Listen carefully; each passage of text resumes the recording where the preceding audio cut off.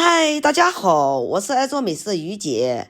今天给大家分享一个育黄豆芽和种豆苗的两种做法，一次就能完成，是真正的无土栽培，不打农药的有机菜。先吃豆芽，后吃芽菜，不管你是下火锅还是炒着吃，都是非常的好吃哦。下面请跟我一起来操作吧。首先把专门育芽的小黄豆300克倒入盘中，然后把里面的破的、烂的都给它摘掉，不要。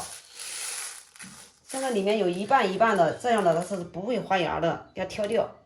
烂豆挑好以后，把它倒入40度的温水里面，给它浸泡一会儿。这个时候不要动，不然的话，这个表皮啊，它会掉皮，脱皮了以后影响出芽率。然后盖住盖子，给它泡个3个小时左右。大约泡了有3个小时左右，我们的豆子上面已经泡好了。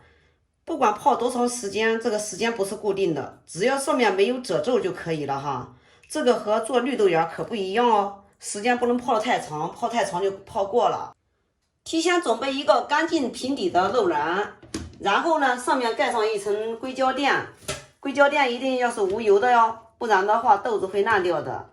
然后把我们泡好的豆子倒在上面，给它沥沥水。再用30度左右的温水，温温的，大约就是35度左右，再给它冲洗一下。记着，天气冷了，芽豆芽的话，必须要用温水给它淋冲，不然的话，这个豆子啊，它不容易发芽。再次给它铺平，不要用手抓，抓的话，这个时候这个豆子啊，表层是非常的脆弱，动一动，这个皮就会掉掉。这个皮掉了以后，影响出芽。下面我们来准备一个纱布。这个纱布一定要是无油的哟，最好用温水，然后呢给它洗一下，这个上面呢有一点点的温度，但是它不烫手。这个布子啊一定有温度啊，有温度的话它利于催芽。这个水分不能有水分啊，一定要给它拧干。弄干了以后，我们给它放在上面，不能太湿，太湿了不行，太湿豆子啊它会烂掉的。像这样呢，它能起到保温的效果，还可以起到遮阴的效果。蒸锅里面呢，加适量的温水，这个水呢就是温的，35度至40度左右啊，不要太热，太热就烫死了。然后呢，把我们的豆芽放在上面，上面呢再给它放上一个盖子盖一下，再用一个深色的布给它盖住光，这样呢以免豆芽变绿。然后给它放在一个不碍事儿的地方，每天呢早晚给它淋上2次水，夜里呢也要给它淋上1次水就可以了。现在呢是第2天的样子，我们给它打开看一下，里面的豆子怎么样？能看见吗？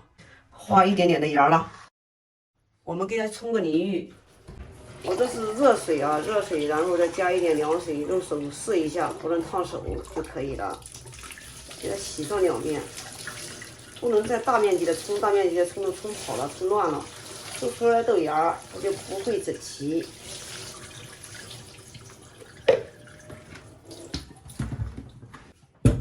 豆芽冲完以后，我们这个布子哈要给它洗一下，这个布子要给它洗一下，也是温水洗啊，洗的有温度。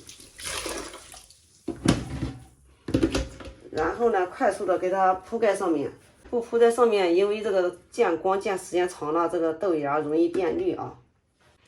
锅里面一样是加温水啊，锅里面的水也要换，每一天要换1次，不然的话这个水它会污染豆子烂掉的。然后放在上面，依然按同样的方法，每一天给它洗个3次至4次澡，用温水给它洗个淋浴，洗个3至4次就可以了。这是第3天的样子啊，我们给它掀开看一下。哇，豆芽明显的变高了，我们给它再去给它洗个淋浴。第3次洗个温水澡以后，再次呢把上面给它放上2个硅胶垫。硅胶垫铺好以后，我们把这个布子打湿一点，这个时候这个布啊就不能拧得太干，然后给它打湿一点，给它放在上面，这个可以保湿，因为它现在呢需大量的水分。然后上面放一个农壁，再加上一个重物，这样呢它长得会胖一点。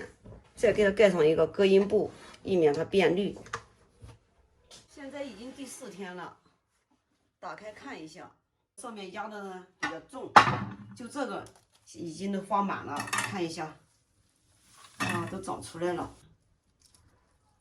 哦，豆芽已经出来了，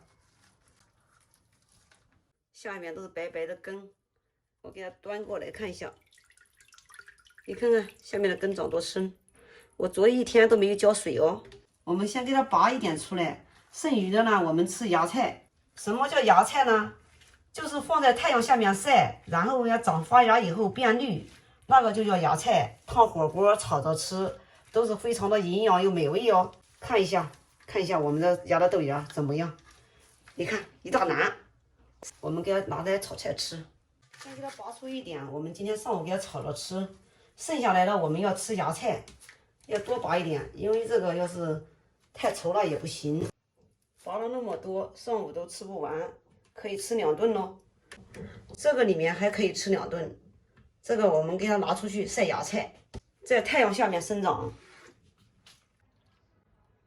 这个给它放在这上面，见见太阳，然后呢给它生芽菜，只要下面的水足就可以了，上面浇不浇水都是可以的啊。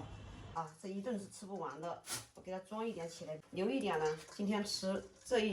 这些今天都吃不完，你看看这还有多少？这还有好多，有1斤多。随便给它炒一炒，营养又绿色的下饭菜就炒好了。看一下有食欲吗？这是豆芽端出去第2天的样子。每天给它喷上几次水，给它补充水分，不然的话太阳一晒它就会蔫的。芽菜从端出去晒太阳的那一天开始，锅里面的水不用放。头1天和第2天呢，每一天给它喷2次水。第3天、第4天也不用喷水的，锅里面多加一点点水就可以了。这呢是我们端出去第5天的样子。芽菜呢长得是又鲜又嫩又强壮，这个时候呢就可以采收啦，给它炒着吃，或者是烫火锅，都非常的绿色又美味。有空你也试试吧。好啦，今天的视频就给大家分享到这里吧。我是于姐，如果你喜欢我的视频，请不要忘记关注我哟。感谢您的观看，我们下期再见啦。